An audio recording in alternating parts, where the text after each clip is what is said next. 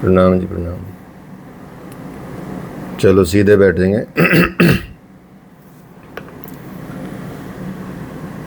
मंत्र बोलेंगे।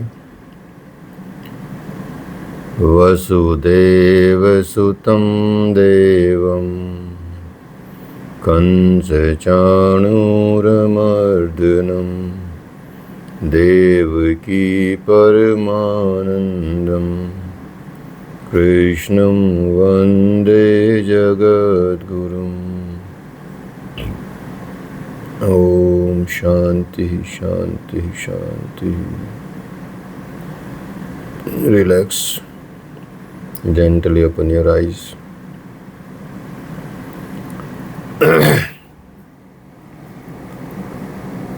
तो 9वां अध्याय चल रहा है और 9वें अध्याय में भगवान अपना स्वरूप बता रहे हैं, अपनी विशेषता बता रहे हैं कि मैं कहाँ हूँ, किस किस में हूँ।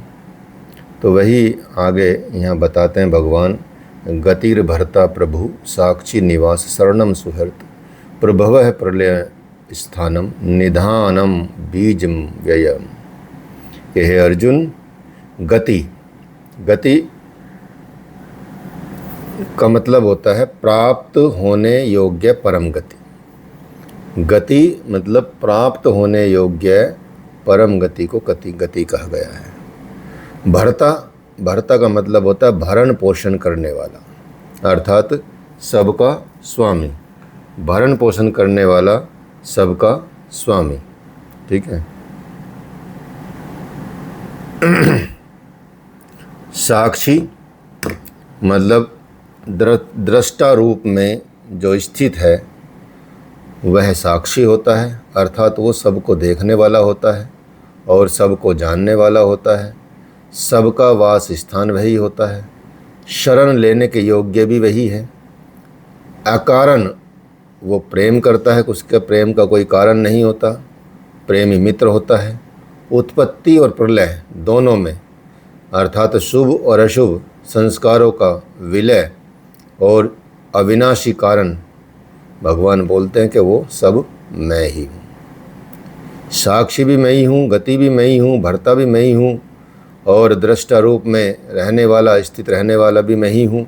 शुभ और अशुभ संस्कारों का विलय और अविनाशी कारण भी मैं ही हूँ। इसलिए बोलते हैं कि अंत में जिनमें उस साधक का या महापुरुष को जिसमें प्रवेश मिलता है वह सारी विभूतियाँ मैं ही हूँ, मेरे अलावा कुछ नहीं है।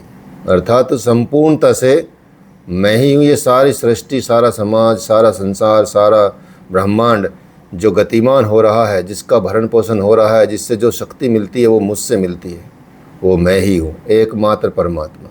तो यहाँ परमात्मा का स्वरूप भगवान बता रहे हैं कि परमात्मा का स्वरूप क्या है, उसको कैसे समझा जाए। तो भगवान यहाँ बताते हैं कि जो मैं सूर्य रूप से तपता हूँ, अर्थात उसकी जो तपन है, सूरज के अंदर जो तपन है वो मैं हूँ। मैं सूर्य रूप में तपता हूँ और मैं ही वर्षा को आकर्षित करता हूँ और मैं ही वर्षा को बरसाता भी हूँ। और मृत्यु से परे अमृत तत्व और मृत्यु, सत और असत सब कुछ मैं ही हूँ। अर्थात जो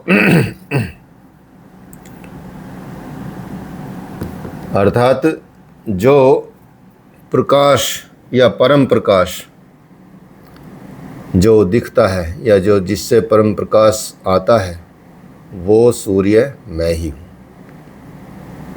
कभी कभी जो लोग कभी कभी मुझे भजते हैं, कभी कभी मुझ में विश्वास करते हैं, कभी कभी नहीं करते हैं।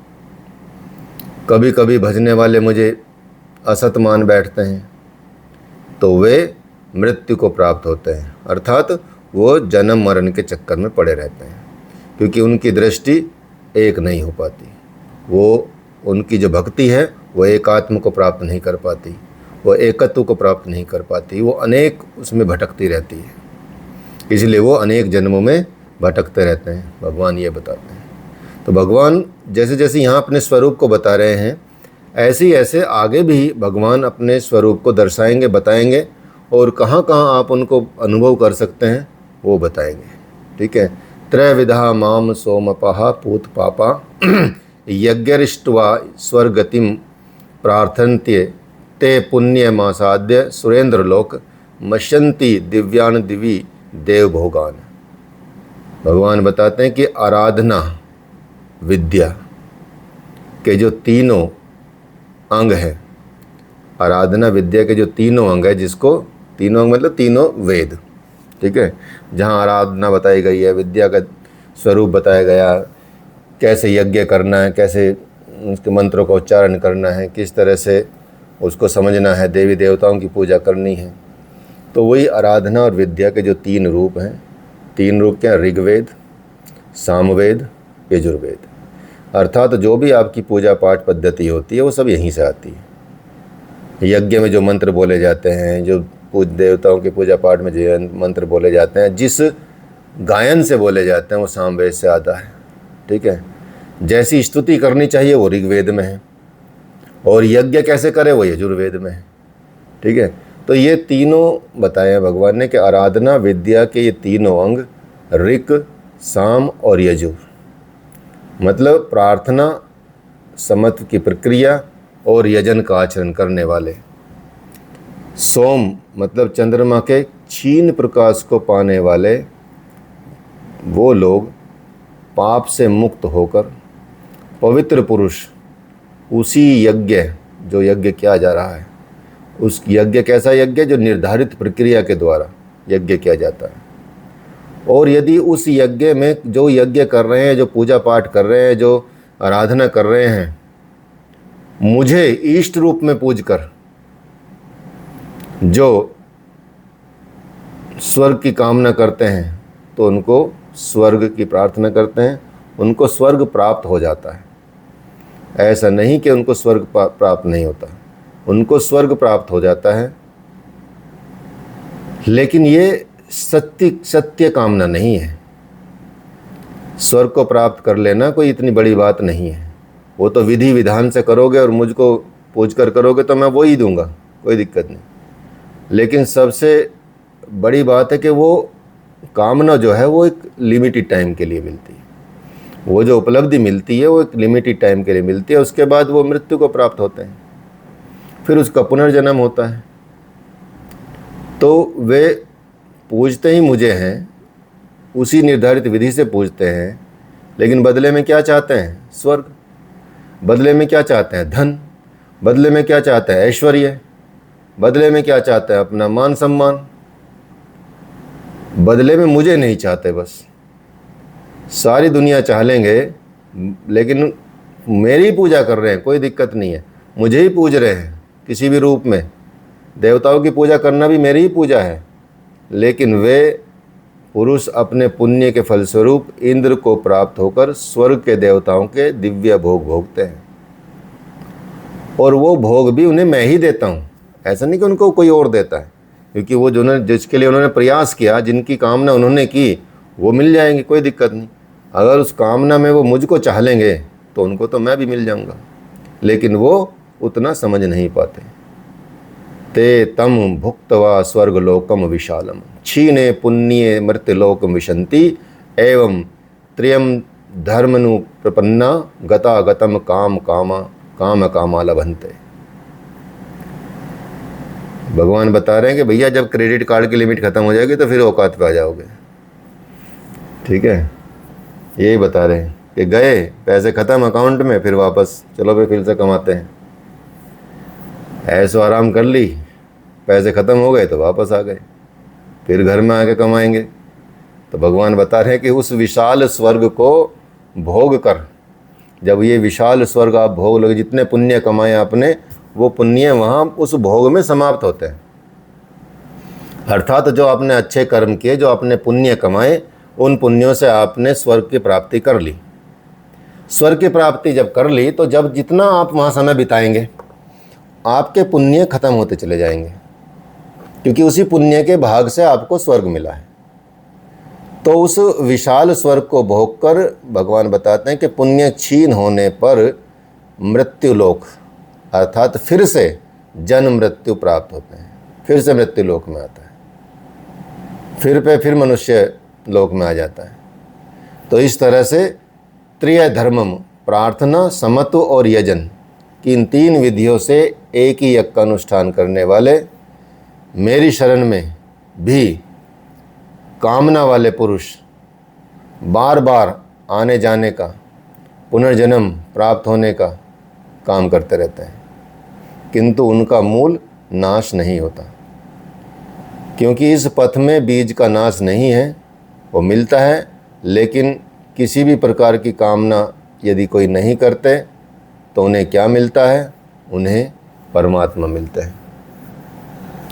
अन्यानाश्चिन्तयन्तो माम ये जनाः पर्युपासते तेषां नित्यभियुक्तानां योगक्षेम भाव्यम। जो बिना किसी कामना के सिर्फ परमात्मा के लिए ये यज्ञ करते हैं, प्रार्थना करते हैं, पूजन करते हैं, ठीक है, और बार बार करते हैं, अनुष्ठान करते हैं विधियों का, तो उनको भगवान बताते हैं कि वो अनन्य भाव से ऐसे भक्त मुझ में स्थित होते हैं और मुझ में स्थित होकर परमात्म स्वरूप का निरंतर चिंतन करते हैं। पर्युपासते मतलब उनमें लेश मात्र भी त्रुटि नहीं रखते, लेश मात्र भी उनके अंदर कोई विकार नहीं होते, विकारों से रहित होकर बिना त्रुटि के होकर मुझे उपासते हैं। और उस नित्य एकाकी भाव से जो मनुष्य उन ऐसे भाव से एकाकी भाव रखकर अपने मन में उससे संयुक्त हो जाता है, उस भाव से युक्त हो जाता है, यदि कोई ऐसा करता है तो भगवान बोलते हैं ऐसे पुरुषों का मैं योगक्षेम मैं वहन करता हूँ। अर्थात उनके योग की सुरक्षा की जिम्मेदारी मेरी है, मैं अपने हाथ में ले लेता हूँ उनकी बागडोर। तो इसलिए मतलब योगक्षेम वहावियम का मतलब हो गया कि जो भगवान ने आपको दिया है, जो आपके पास है, उसकी सुरक्षा करता है, जो नहीं है उसको ला कर देता है, जो आपकी आवश्यकता है, और जो आपके लिए ज़रूरी नहीं है, जो आपको उस मार्ग से हटा सकता है, उसको वो हटा देता है। तो भगवान अपने भक्तों का योगक्षेम वहन करते हैं, योगक्षेमम वहाव्यम। और जो अन्य देवताओं को भजते हैं तो बताते हैं कि ये अन्य देवता भक्ता यजन्ते श्रद्धायान्वितः ते अपि मामेव कौन्ते यजन्त्यद्य विधि पूर्वकम। कहे कौन्ते, हे अर्जुन, श्रद्धा से युक्त होकर या श्रद्धा से युक्त हुए भक्त दूसरे दूसरे देवताओं को जो पूजते हैं वे एक तरह से पूजते तो मुझे ही हैं, क्योंकि वहाँ देवता नाम की कोई वस्तु तो होती नहीं, लेकिन उनका वह पूजन अविधि पूर्वक है, मेरी प्राप्ति की विधि से रहित है।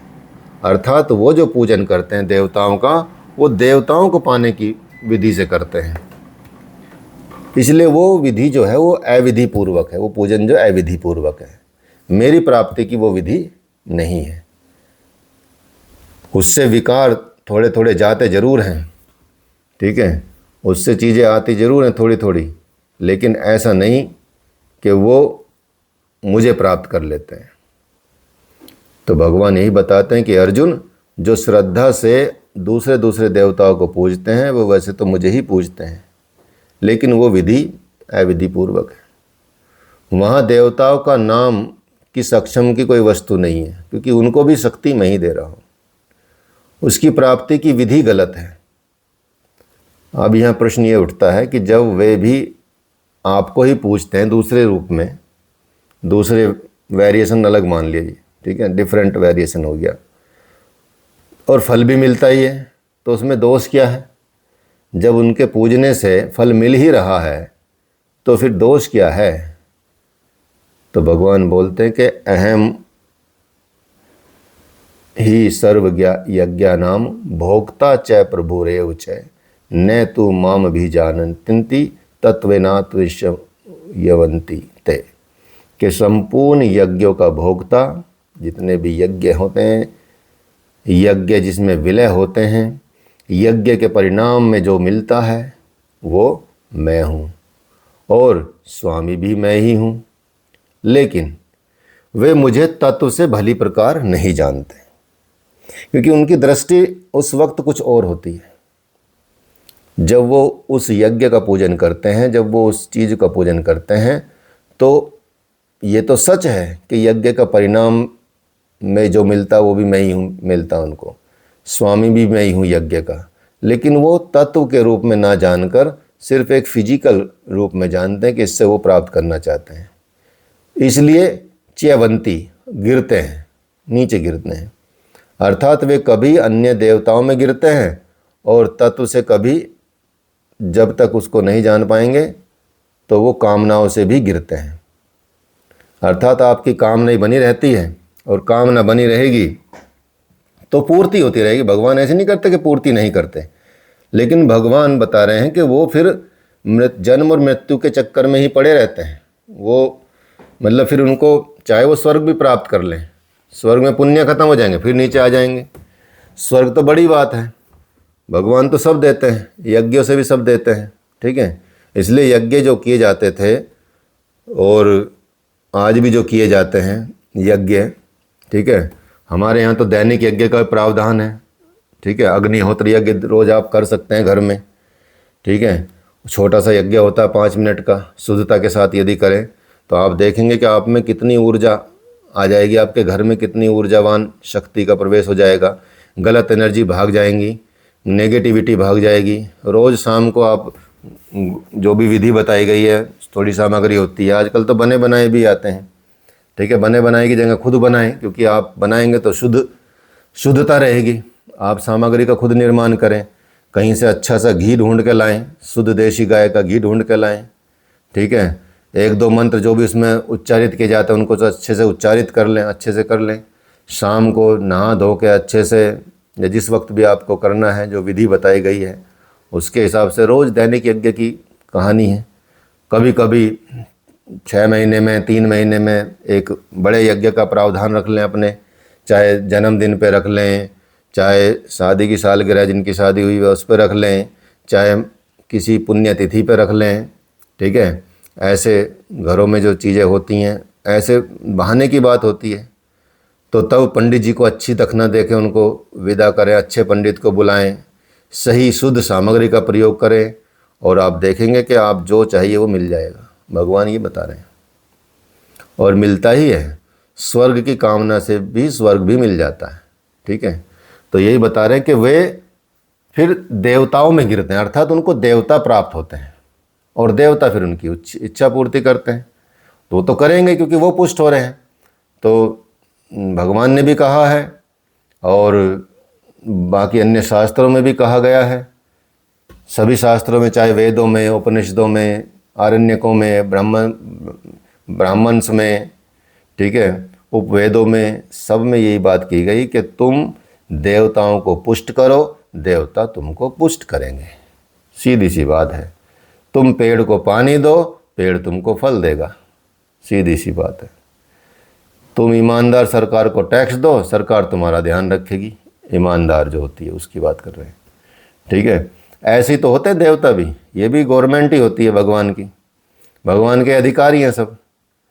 ये चलाएंगे कैसे संसार को, ये तो आपसे ही तो लेंगे, और आपने देना छोड़ दिया तो उन्होंने भी देना छोड़ दिया कि भाई हम भी नहीं देते, तुम भी ऐसे रहो, हम भी ऐसे रहेंगे, ठीक है। रियल में भारत में गरीबी रेखा 80% से ऊपर मान के चलिए, यदि यूएनओ की भी बात माने तो, ठीक है।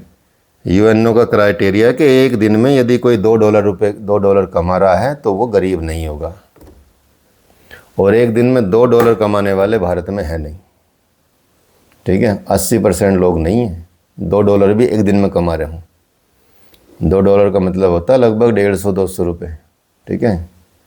170 रुपये तो होता ही है वर्तमान में।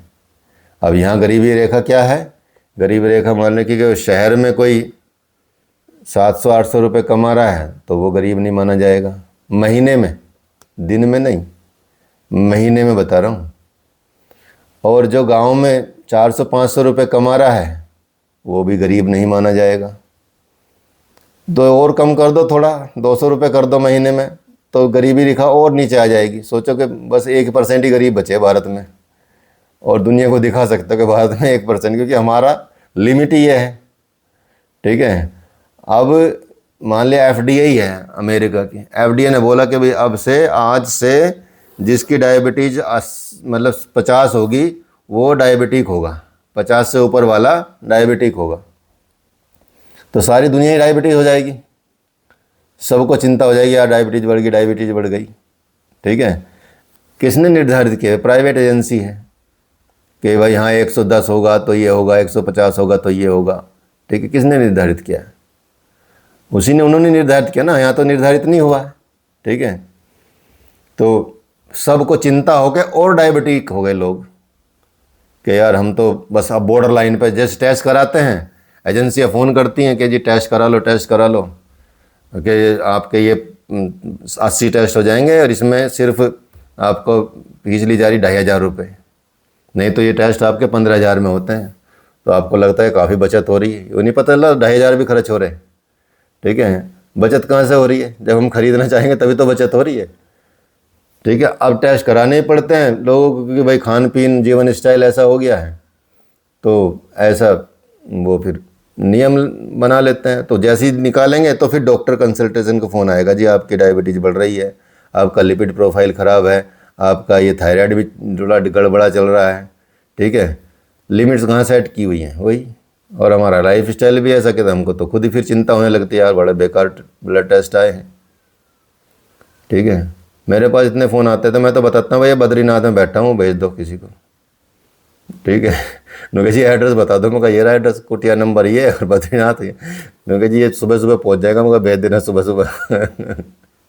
कोई आता ही नहीं है। तो 5-6 साल बाद मुझे लगता चलो भी करा ले तो कोई ज़्यादा ऐसी दिक्कत होती नहीं, थोड़ी बहुत तो सब में रहती है। ठीक है, तो योग ध्यान कर, योग वगैरह ध्यान और सही लाइफ स्टाइल खाना पीना चलता रहेगा तो वैसे ही आपको अपने आप को डिटॉक्स करते रहना है, मतलब अपने शरीर को शुद्ध करते रहना है। तो जब जितनी शुद्धता रहेगी, एक तो व्रत रखना जरूरी है आप लोगों को। ठीक है, लाइफ स्टाइल में हर वीक एक व्रत जरूर रखें, और वो भी सिर्फ पानी पे रखें या सिर्फ जूस पे रखें, कुछ ना खाएं। 24-36 घंटे आपको कुछ खाना नहीं है, या तो जूस ही पीना है या फ्रूट ही खाने, अगर किसी पे नहीं रखा जाता पानी पे, नहीं तो सिर्फ पानी पानी पिए, और पानी अच्छे से पिए। ठीक है, 3-4 बार जब भी प्यास लगे, 5 बार 6 बार तब पिएं, और आप देखेंगे कि आपका जो बॉडी है वो रीजनरेट होने लगी है। आपके अंदर बहुत सारे तत्व जो विकार थे वो ख़त्म होने लगे हैं, शुद्धता आने लगी है, प्योरिटी आने लगी है। हर वीक में एक नियम बांध लें, चाहे भगवान के नाम का रख लें, चाहे वैसी, यदि कोई भगवान को नहीं मानता तो वैसी रख ले कि भाई हमको तो अब तो वैज्ञानिकों ने बता दिया, ऑटोफैगी करके आविष्कार कर दिया कि ठीक है कि खुद ही कैंसर सेल खा लेती हैं, अपने आप को खा लेती है, तो कैंसर नहीं होगा। यदि कोई 17 घंटे फास्टिंग रख लेगा तो कुछ खाएगा नहीं, तो हमारे यहाँ तो पहले से ही है। ठीक है, तो उसके नाम से ही रख लें, चलो कोई अगर वैसे भी नहीं रखना चाहते। लेकिन आप देखेंगे अपने चेहरे पे, अपने शरीर में आपको बीमारियां कम होने लगेंगी। देखो, जो आपका ब्लड शुगर है वो कम होने लगेगा, आपका जो हार्ट ब्लॉकेज है वो कम होने लगेगी, लीवर डिटॉक्स होने लगेगा, किडनी डिटॉक्स होने लगेगी। ठीक है, ये चीज़ें अपने आप आने लगेगी। ठीक है, इसके बाद भी ऐसा नहीं कि बाकी दिन आप कचौड़ी पकौड़ी खाते रहो पूरे 8 दिन, कि भैया एक दिन व्रत रखा तो पूरा उसकी पूर्ति कर लेता हूँ, बड़ी कमजोरी आ गई है। ठीक है, यहाँ तो व्रत में भी सुबह से शुरू हो जाते हैं और शाम तक बस चढ़ते ही रहते हैं, ऐसा तो यहाँ व्रत रखते हैं। नवरात्रों में आलू की पकौड़ी बनती हैं, कभी कचौड़ी बनती हैं, कभी कुट्टू का बनता है, इतनी भारी भारी चीज़ें खा लेते हैं, नॉर्मल से ज़्यादा कैलोरी मिल ले लेते हैं। ठीक है, वो काहे का व्रत और कैसा व्रत। तेल ज़्यादा पी लेते हैं उस दौरान, नॉर्मल इतना तेल नहीं खाते, व्रत में ज़्यादा तेल खा लेते हैं। ठीक है, ज़्यादा मीठा खा लेते हैं व्रत में। भाई फिर व्रत कैसा? व्रत तो व्रत की तरह रखना चाहिए। फास्टिंग का मतलब फास्टिंग, एक नियम बनाओ कि भैया एक बार मुंह झूठा करना, बस मतलब नियम है कि मैं एक दिन में 24 घंटे में सिर्फ एक ही बार मुंह से खाना लगाऊंगा। बस व्रत में भी ये रखो नियम, अगर कोई खाता भी है। उसके बाद ऐसा नहीं कि सुबह फिर चाय पी ली, फिर मखाने खा लिए, फिर थोड़ी सी मूंगफली भुनवा ली, फिर दूध पी लिया, फिर चाय पी ली, फिर जूस बनवा लिया, फिर पूरे दिन ऐसा कि व्रत के नाम से, व्रत के नाम को बेचारे को धोखा देते हैं। ठीक है, कि भाई ये तो व्रत भी सोचता होगा बड़ा धोखेबाज आदमी है भाई, इससे बड़े तो व्रत ही ना रखता तभी मैं व्रत मान लूँगा तेरा, कि तो नॉर्मल तो तू 2 ही बार खाता है और मुझे मेरा नाम लेके ऐसा खा रहा है। तो इसलिए ये जैसे कोई योग कर रहा है या कोई परिश्रम कर रहा है तो वो लोग भी रख सकते हैं व्रत ऐसे? हाँ, रखना ही, सबको रखना चाहिए। एक दिन खाए बिना कोई मरता नहीं है बल्कि एक दिन उसका बढ़ जाता है जीवन का, मतलब वो 10 दिन बढ़ा लेगा अपने जीवन के, एक दिन व्रत रख के, ये समझिए। तो चाहे परिश्रम कर रहा हो चाहे परिश्रम कर रहा हो, इतनी कैलोरी खा के बैठा रहता है पहले इंसान। ठीक है, कहाँ लूज होएगा। ठीक है, हमारा नवरात्रों में 9 दिन के अंदर 10 किलो वजन कम हो जाता है। ठीक है, और तुरंत आ जाता है 1 महीने में, 2 महीने में, हालांकि एकदम ऊपर नहीं जाता है, मतलब 2-2.5 किलो तो कम रहता ही है, लेकिन 10 किलो वजन 1 महीने में कम हो जाता है। तो कौन मर रहा है। ठीक है, यहाँ तो एक ही दिन का आपको करना है, तो कुछ नहीं फर्क पड़ता। हाँ, किसी किसी का योग वगैरह ये सब कर सकते हैं। करो, बिल्कुल बिल्कुल, एक दिन में तो कर सकते हो। अगर 9 दिन रख रहे हो तब नहीं कर सकते, तब के लिए भी निषेध है। एक दिन में कर सकते हो, बस धूप में ज़्यादा ना निकलो। ठीक है, अगर पानी पे रख रहे हो तो धूप में नहीं निकलना फिर ज़्यादा। ठीक है, मेन बात ये है। वैसे भी धूप में तो निकलना ही नहीं चाहिए। स्पेशली एक गाना बना ना, वो उसमें बॉलीवुड में, धूप में निकला ना करो रूप की रानी, गोरा रंग काला ना पड़ जाए। ये गाना उन्होंने तो बनाया ऐसे, लेकिन आयुर्वेद में इसका एक सिद्धांत है, महिलाओं को ज़्यादा धूप का एक्सपोजर नहीं होना चाहिए। उनसे उनकी फेमिनिटी और उसके साथ उनकी जो फीमेल प्रॉब्लम है वो बढ़ जाती है, उनकी पूर्ण ग्रोथ नहीं होती। ये आयुर्वेदाचार्यों ने लिखा है, शास्त्रों में लिखा है, ऐसे बहुत सारे नियम लिखे हैं क्या क्या नहीं करना चाहिए। उनमें से एक ये भी कि धूप का एक्सपोजर ज़्यादा नहीं होना चाहिए। विटामिन डी लेनी है, सुबह के टाइम का टाइम है। ठीक है, बाकी आराम से रहो। तो धूप में लेने का मतलब है कि यदि आप जल पे रह रहे हैं तो वो थोड़ा आपको हो सकती है दिक्कत हो जाए, वैसे दिक्कत होती नहीं है। ठीक है, मतलब अब तो हम गुरु के संरक्षण में रखते हैं व्रत। एक बार मैंने ऐसी दिल्ली में सुन के रख लिया कि भाई 9 दिन जल पे रहना है। अच्छा, जल पे रहा तो 3 दिन गुजर गए और मैं नॉर्मल काम करता फिर रहा हूँ, मतलब पढ़ाने जा रहा हूँ, बाइक चलाता था उस टाइम, बुलेट वगैरह। ठीक है, तो मैं वहाँ पढ़ाने जा रहा हूँ, धूप में जा रहा हूँ, कर रहा हूँ रोज़, मतलब नॉर्मल जी रहा हूँ और पानी पी रहा हूँ बस। ठीक है, पता ही नहीं था कि विधि क्या होती है। लगभग ये मान के चलो 2006-7 की बात होगी, 2007 के आसपास की, 6 की 8 की। तो चौथे दिन जब मैं सोया तो ऐसा लगा जैसे पूरी एनर्जी पैरों से लेके सिर तक खींचती चली आ रही है, सिर की तरफ बढ़ रही है। बहुत बड़ी एक शक्ति कोई ऐसी पीछे सिर की तरफ जा रही है। और फिर मुझे सोचा चलो वॉशरूम जाता हूँ, तो जैसे वॉशरूम गए जाके आया तो फिर मुझे आधा घंटे बाद पता चला मैं नीचे पड़ा हूँ फर्श पे ठीक है, सारी एनर्जी ख़त्म हो गई इसका मतलब ये हुआ। और चक्कर आ गए, चक्कर आके उसने फिर आधे घंटे में शरीर ने अपनी एनर्जी बटोरी होगी।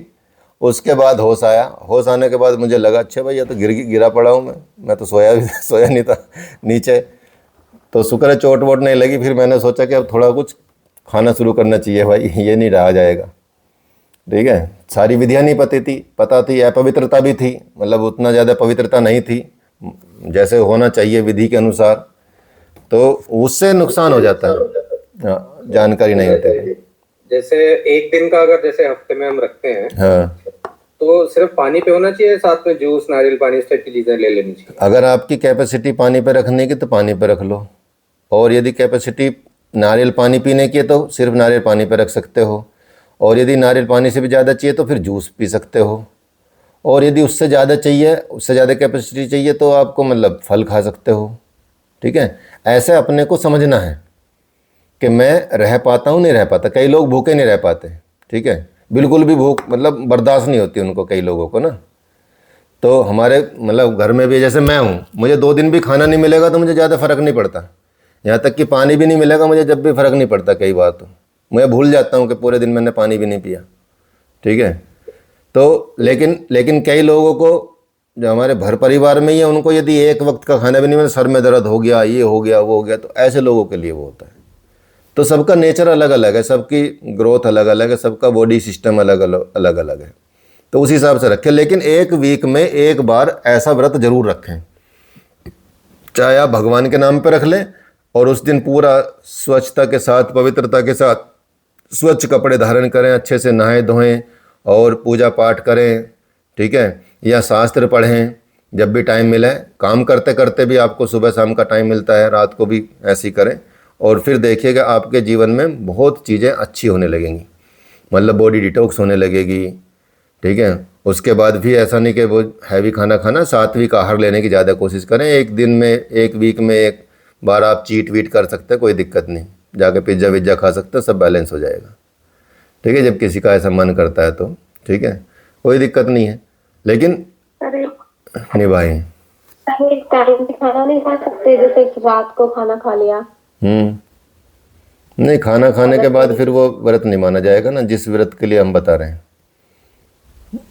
खाना फ्रूट चल जाएगा। हाँ, फ्रूट चल जाता है, फ्रूट तो चलता है। पका हुआ ना खाएं कुछ। हाँ, चूल्हे पे पकी हुई कोई चीज़ ना खाएं, चूल्हे पे पकी हुई। और 9 बजे तक तो कुछ नहीं खाना चाहिए इंसान को। सुबह के 9 बजे तक कुछ भी नहीं खाना चाहिए, पानी के अलावा, या कोई ऐसा लिक्विड थोड़ा जूस वगैरह हो, बस उतना, वो भी एक्स्ट्रा मान के चलिए। नहीं तो सुबह 9 बजे तक कुछ नहीं खाना चाहिए। अगर आपने रात को 7-8 बजे डिनर किया है तो ठीक है। तो शाम को कितने डिनर करना चाहिए? 8 बजे से पहले। वैसे तो सूरज छिपने से पहले का विधान है, सूरज 5 बजे कर लेते हैं। हाँ, 5 बजे करो, फिर उसके बाद तो कुछ नहीं खाते ना, जीरो। नहीं, कुछ भी नहीं, पानी। हाँ, तो बस ठीक है, दूध पी सकते हो रात को, दूध का लाभ होता है। और सुबह 10 बजे करते हैं, बस ओनली 2 ही टाइम। तो सही चल रहा तुम्हारा हिसाब किताब, तो तुमको तो डाइटिशियन बन जाना चाहिए। तोरी लौकी। हाँ, इससे बढ़िया तो है ही नहीं आज के टाइम पे। बहुत बढ़िया, हमको भी यही मिलता है यहाँ पे, हम और कुछ मिलता ही नहीं है, ज़बरदस्ती ही खाना पड़ता है। ठीक है, वो भी बिना नमक मिर्च का, मतलब मिर्च नहीं होती उसमें कई बार तो। लेकिन ऐसा नहीं कि आपके शरीर को, अपने को थोड़ा मेंटेन रखना है। मेंटेन का मतलब ये है कि अपनी आदतों में ऐसा नहीं कि मान लिया मिर्च नहीं खा रहे, अचानक से कहीं मिर्च का खाना मिलेगा तो आप मतलब बेकार हो जाएगा, नुकसान, मतलब शरीर में प्रॉब्लम होने लगेगी, वो भी नहीं रखना है। आपको एक मध्यम मार्ग अपनाना है, मध्यम लेवल का मार्ग अपनाना है, ताकि संसार में रहते हुए भी और अपने सात्विकता रखते भी वो अपनाना है विधि। ठीक है, तो इसलिए ऐसा होता है। चलिए आगे बताते हैं।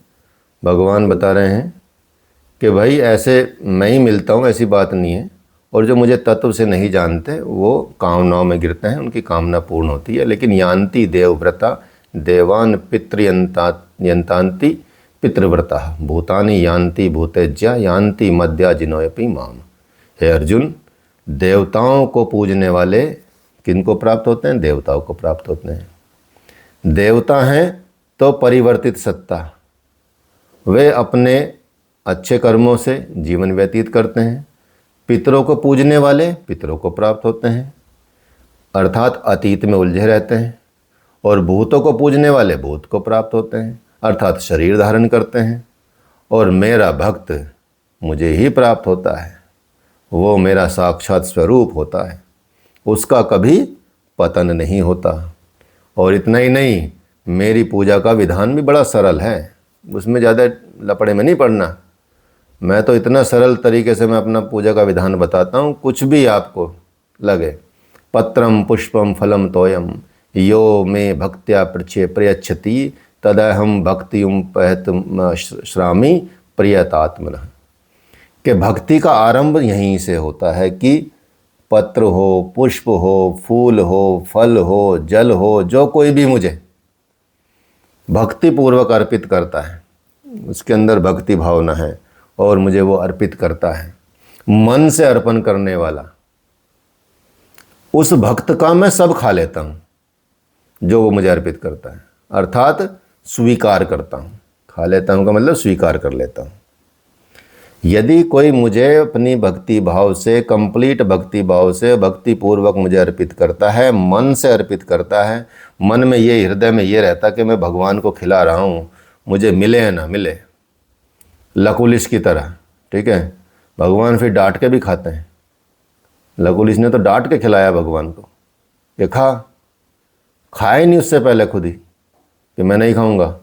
सब बोल रहे, राजा भी और बाकी लोग आए हुए कि भाई तू खा ले, नहीं तो राजा को दंड का भागी होगा तू, उनके खाने का अपमान कर रहा हूँ। नहीं, मैं खाऊंगा नहीं, जब तक मेरे प्रभु नहीं खाएंगे तब तक मैं खाऊंगा नहीं, ठीक है। प्रभु को आना पड़ा, उनके हाथ से खाना पड़ा, गायब हो उनके हाथ से लड्डू बाकायदे, ठीक है। तो ऐसा होता है। तो जो मन से अर्पण करता है, ठीक है, भक्तिपूर्वक अर्पित करता है, मन से अर्पित करता है, तो उस भक्त का मैं सब कुछ खा लेता हूँ, अर्थात उनका मैं स्वीकार करता हूँ।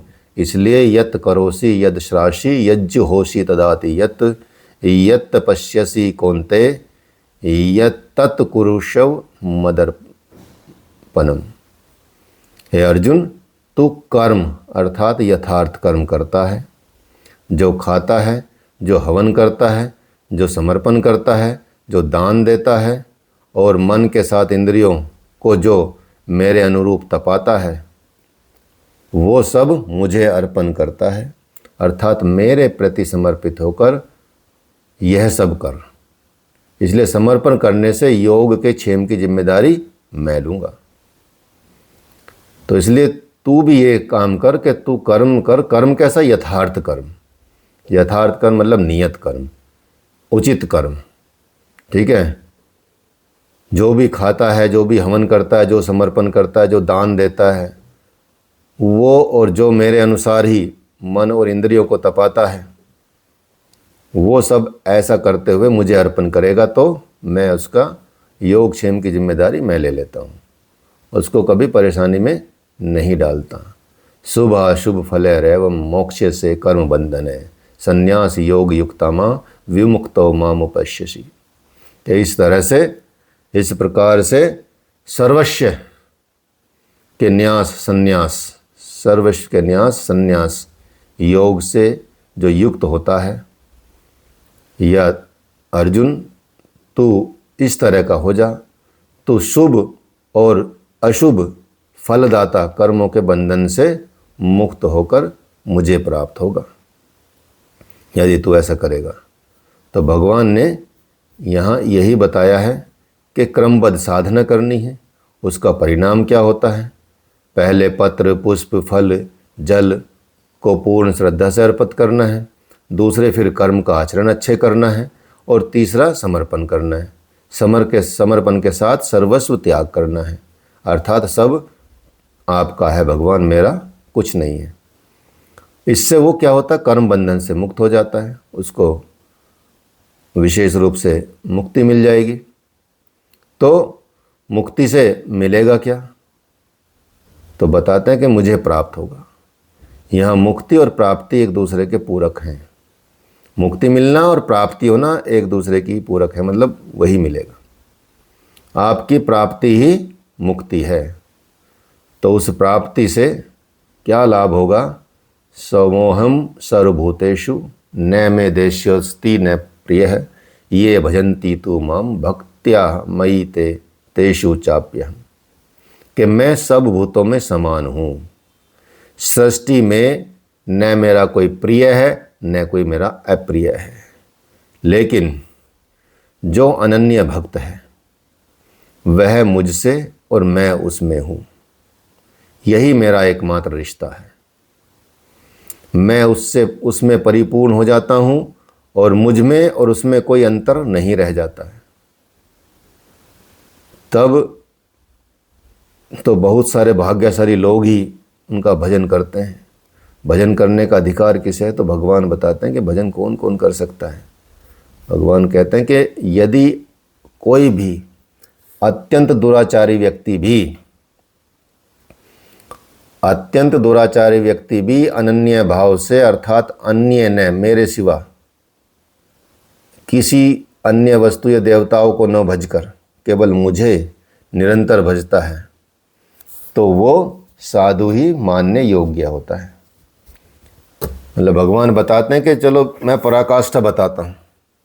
पराकाष्ठा ये है कि यदि कोई अत्यंत दुराचारी व्यक्ति भी है, यदि वो अनन्य भाव से मुझे भजने लगता है तो भगवान बताते हैं कि उसके सारे विकार एकदम मैं ख़त्म करता हूँ, उसका योगक्षेम महन करता हूँ। और वास्तव में यदि वो ऐसा करता है अनन्य भाव से, अन्य कोई नहीं, सिर्फ मेरे मतलब समर्पित होकर काम करता है, भजन मेरा भजन करता है, तो वो उसका जो पद है वो साधु मानने योग्य ही है। हालांकि अभी साधु नहीं हुआ, उसमें संदेह ही बना रहता है, लेकिन फिर भी भगवान के कहने से यदि ऐसी बात होती है तो फिर संदेह करने का कोई गुंजाइश नहीं है, क्योंकि वो यथार्थ निश्चय में लग गया। अब उसने निश्चय कर लिया है कि अब मुझे भगवान का भजन ही करना है।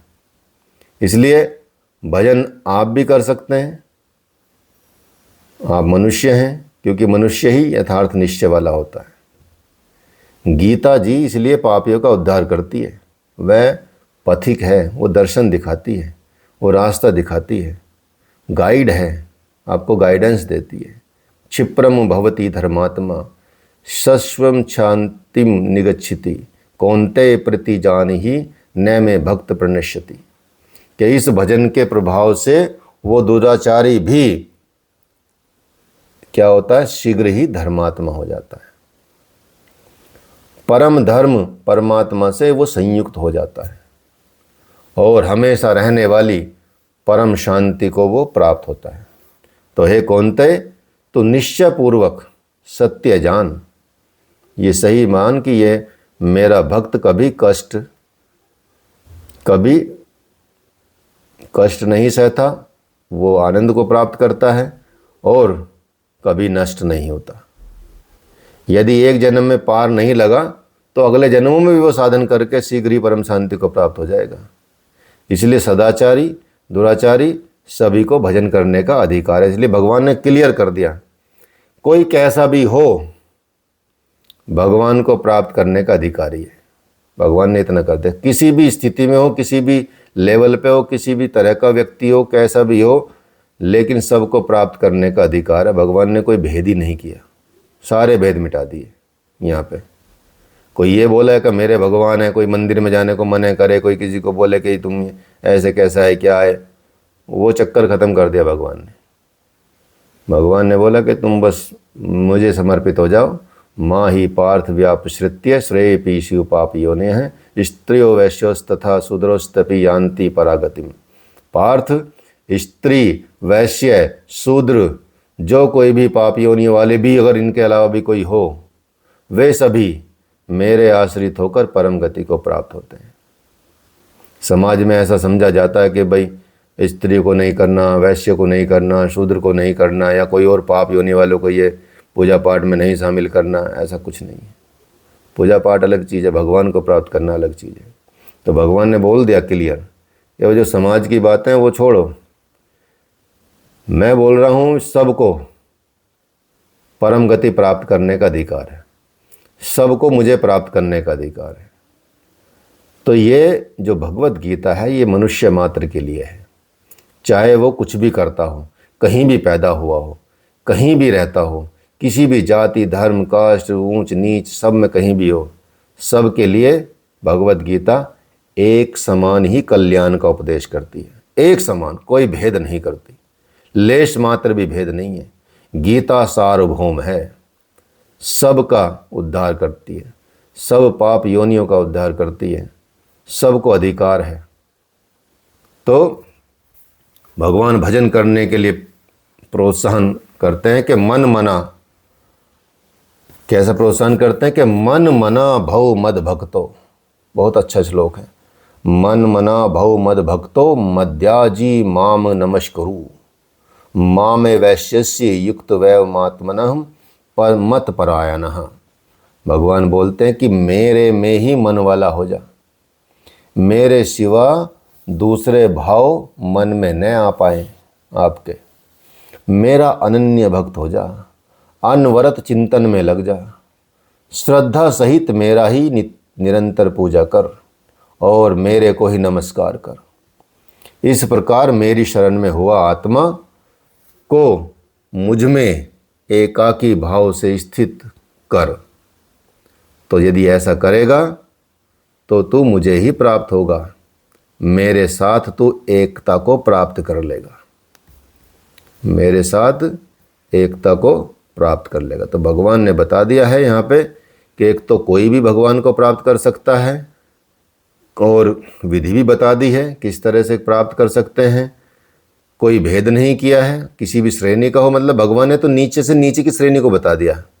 अब सब ऊपर ही हैं, बाकी तो थोड़ा सा भी भगवान की तरफ चल रहे, सब ऊपर ही ऊपर हैं, ऊपर ही ऊपर हैं, तो उनको तो भगवान और जल्दी मिल जाएंगे। भगवान ने तो कहा कि जब मैं उसको मिल सकता हूँ तो तू तो तेरा तो लेवल बहुत ऊपर है, तुझे तो बहुत शीघ्रता से मिल जाऊँगा, उसको तो वहाँ आने तक भी टाइम लगेगा। ठीक है। और जो यदि कोई दुराचारी से दुराचारी भी है, अत्याचारी से अत्याचारी है, पापी से भी पापी है, वो भी यदि इस तरह का काम करना शुरू करेगा तो जल्दी वो महात्मा बन जाएगा, जल्दी वो अच्छा चित्त वाला बन जाएगा। तो इसलिए भगवान बताते हैं कि बस मेरे में ही मन वाला हो जाए, अर्थात तेरा मन मुझ में ही लग जाए, तुझे मैं ही दिखूं हर जगह, हर रूप में, कहीं भी तुझे आभास हो, मेरा ही आभास हो, मेरे सिवा दूसरे का भाव मन में मत रख। दूसरे का मतलब होता है भगवान का, देवी देवताओं का। ठीक है। हाँ, यदि संसार प्राप्त करना तो उसकी तो विधि है ही, सारा जरूरी है कि वो हो सकता है उस लेवल पे ना हो, ना समा पा रहे हो भगवान मन में, तो धीरे धीरे उससे भी करें, उससे ग्रोथ होगी आपकी, ऐसा नहीं कि उससे ग्रोथ नहीं होगी। तो भगवान बता रहे कि मेरा अनन्य भक्त हो जा, अनवरत चिंतन वाला हो जा, कंटिन्यूस मेरा चिंतन करता रहे, काम कुछ भी करता रहे, कोई दिक्कत नहीं है। ठीक है। तो श्रद्धा सहित मेरा लगातार पूजन करता, निरंतर पूजा कर, मेरे को नमस्कार कर, और मेरी शरण में हो जाएगा तो मेरी साथ एकाकी भाव वाला हो जाएगा, तो तू मुझ में ही स्थित हो जाएगा और मुझे ही प्राप्त कर लेगा, और मेरे साथ एकता को प्राप्त करेगा, अर्थात तू मुझ में और मैं तुझ में, ऐसा हो जाएगा, एक हो जाएंगे, ना तेरे में अंतर रहेगा ना मेरे में कोई अंतर रहेगा, यही आपको प्राप्ति हो जाएगी। तो ओम तत्सदिति श्रीमद्भगवद्गीता सोपनिषत्सु ब्रह्म विद्यायाम योग शास्त्रे श्री कृष्ण अर्जुन संवादे राजविद्या राजगुह्यो नाम योग नाम नवमोध्याय। तो इसलिए इस प्रकार श्रीमद्भगवद्गीता रूपी उपनिषद और ब्रह्म विद्या तथा योग शास्त्र विषयक श्री कृष्ण और अर्जुन का संवाद, राज विद्या जागृति भी कह सकते हैं इसको, राज विद्या राजगुह्य भी कह सकते हैं, कि गूढ़तम दिया है। 9वां अध्याय पूर्ण हुआ। हरिओम तत्सत। चलिए, इसमें किसी का कोई प्रश्न हो तो पूछ सकते हैं। और 10वां अध्याय फिर आगे रहेगा आपका। इसमें ये 23 नंबर का जो श्लोक है उसमें बोला है कि जो दूसरे देवी देवताओं को पूजते हैं वो मुझे पूजते हैं, पर वो अविधि पूर्वक, मतलब वो अज्ञान पूर्वक है। तो मतलब ये क्या इसमें ये मतलब है कि मान लो कोई हनुमान जी को पूज रहा है या कोई देवी को पूज रहा है या कोई कुछ कर रहा है, तो वो सब गलत है क्या? नहीं, गलत नहीं है। उसमें क्या है ना, दृष्टि अलग रहती है। भगवान दृष्टिकोण को अलग बता रहे हैं। दृष्टिकोण में जैसे हनुमान जी को पूज रहे हैं तो वो उनको लग रहा है कि मैं हम हनुमान जी को ही पूज रहे हैं, पूज तो रहे इनडायरेक्टली भगवान को ही, लेकिन वो तत्व रूप से नहीं जान पा रहे हैं। तत्व रूप से जानने का मतलब ये कि हनुमान जी को पूज रहे तो हनुमान जी भी उसी में है, भगवान ही का रूप है और भगवान ही है। तो यदि आपकी दृष्टिकोण वहाँ बदल जाएगी कि मैं ईश्वर को, परमपिता परमेश्वर को पूज रहा हूँ, इनके माध्यम से पूज रहा हूँ, तो वो इसलिए अविधि पूर्वक बता रहे हैं कि वो जो दृष्टिकोण है वो दृष्टिकोण सही नहीं है। दृष्टिकोण लिमिटेड है, अर्थात संकुचित है। वो मतलब छोटा दृष्टिकोण है। बड़ा दृष्टिकोण है वो ईश्वर परमात्मा, उसके दृष्टिकोण में रख के आप चाहे किसी भी देवी देवता की पूजा करेंगे तो सीधा भगवान को ही प्राप्त होंगे। माध्यम वो हो सकते हैं। तो वहाँ तो एक लिमिट हो जाती है कि वो लिमिट से उसी लिमिट में आप रहेंगे, उससे ऊपर नहीं जाएंगे, ऐसा है। पर कई संप्रदाय हैं, जैसे आप इस्कॉन ले लो, ये लोग थोड़े से ज्यादा इस पे वो होते हैं कि नहीं कृष्ण को ही करो, कोई शिव को कर रहा है तो वो गलत है, और वो एक्सट्रीम लगता है वो थोड़ा। नहीं, वो ऐसी चीज तो गलत है ही। भगवान ने खुद ही बताया कि भाई तुम किसी को भी पूजो, लेकिन मेरा दृष्टिकोण रखो बस। पूजने को तो भगवान भी मना नहीं करे, जो गीता जी को वो लिखे हैं, सब गीता जी बांटते रहते हैं, तो गीता जी का नियम का पालन नहीं हो रहा इसका मतलब, अगर ऐसा विचार दे रहे हैं कोई। ऐसा ही दे रहे हैं वो लोग। तो अगर ऐसा दे रहे तो ये भगवान ने जो लिखा है, बोला है, वो उसको क्यों नहीं मान रहे? भगवान ने तो ऐसा कुछ नहीं लिखा ना कि भाई तुम सिर्फ कृष्ण भगवान को ही पूजो। भगवान ने तो अपना नाम ही नहीं बताया यहाँ पे। भगवान ने कहीं नाम लेके बोला कि मैं कृष्ण को पूजो? पूरी भगवत गीता में भगवान ने तो कृष्ण को भी एक स्वरूप बताया ना। भगवान ने तो परमात्मा का बताया कि जो मैं परम पिता परमात्मा हूँ, मैं ही सबका संचालक हूँ, मैं ही वो हूँ जो मतलब सबसे ऊपर है। भगवान ने उसकी बात की है, न कि किसी स्पेसिफिक व्यक्तित्व की बात की है कि ये कृष्ण के रूप में पूजो, या इसको नहीं पूजोगे तो ये हो जाएगा, इसको नहीं पूजे। उन्होंने कृष्ण को ही कुछ समुदाय ने ऐसा कर लिया है, समझ लिया है, तो वो गलत है। वो तो भगवान ने नहीं बोला इसमें, तो ऐसी बात तो हम क्यों माने? भाई तुम पढ़ लो, तो जब तुम बांट रहे हो गीता पढ़ भी लो थोड़ा, ठीक है, और उसके रहस्य को पढ़ लो। ऐसा कोई कि बस एक बता दिया फोकस के घोड़े की तरह ऐसे चलना कि यहाँ दर उधर नहीं देखना, ठीक है। विस्तार करो, पढ़ो, गूढ़ता लाओ अपने अंदर, उनके रहस्य को समझो कि वो कहना क्या चाह रहे हैं। वो ये कोई कहना चाह रहे हैं कि भाई मतलब ये से भगवान ने बोला कि मेरी शरण में आ जाओ। मेरी शरण का मतलब भगवान ने कोई बोला कृष्ण की शरण में आ जाओ? कृष्ण जी तो मर गए, वो कहाँ बचे हैं, ठीक है, चले गए ना वो। लेकिन परमात्मा कोई चले गए, कृष्ण जी का स्वरूप चला गया, राम भी चले गए, सब चले गए। ऐसा कोई कि परमात्मा चले गए? तो जिस परमात्मा की बात की है भगवान ने, तो उसकी बात की है ना। उस स्वरूप की जो फिजिकल दिख रहा है उसकी नहीं बात की है। और यदि हम ये सोचने लगे उसी की बात की है कि कृष्ण जी की बात की है, तो वो तो फिर गलत है। तो भगवान तो बोल रहे कि भाई किसी की पूजा कर रहे हो, कोई दिक्कत नहीं, तुम सारा तुम्हारा ठीक है, बस दृष्टिकोण तुम्हारा थोड़ा गलत है, ये अविधि पूर्वक है। उसमें मेरी उस विधि को, मेरी प्राप्ति की विधि नहीं है उसमें, क्योंकि जो आप प्राप्त करना चाहते हैं उसमें वो आप मुझे प्राप्त नहीं कर रहे हैं। तो जब मुझे प्राप्त नहीं करना चाह रहे तो वो विधि अविधि पूर्वक हो गई। तो यदि ऐसी दृष्टिकोण से रखेंगे कि मेरी प्राप्ति हो, तो वो विधि सर्वश्रेष्ठ हो जाएगी। चाहे आप किसी की पूजा कर रहे हो, भगवान शिव की कर रहे हो, भगवान कृष्ण की कर रहे हो, हनुमान जी की कर रहे हो, देवी की कर रहे हो, विष्णु की कर रहे हो, ब्रह्मा की कर रहे हो, किसी की भी कर रहे हो, फिर कोई फर्क नहीं पड़ता। आपको तो परमात्मा को, और परमात्मा तो वो सबसे ऊपर है ना, वो तो अलग चीज़ है, ठीक है। वो तो फिर राम को मना करेंगे, राम को भी क्यों पूज रहे भाई साहब, ठीक है। कृष्ण के अलावा तो राम और कृष्ण में क्या अंतर है बताओ? There is any difference? वही तो है, एक ही तो अवतार है। तो वो दृष्टिकोण, मतलब वो वाला दृष्टिकोण यदि है तो वो सही नहीं है, इट्स नॉट करेक्ट। इसका एक दूसरा एक्सट्रीम भी है जी, जिसमें ये बोलते हैं कि गीता में लिखा है कि सबको पूजा कर सकते हो, तो चाहे अल्लाह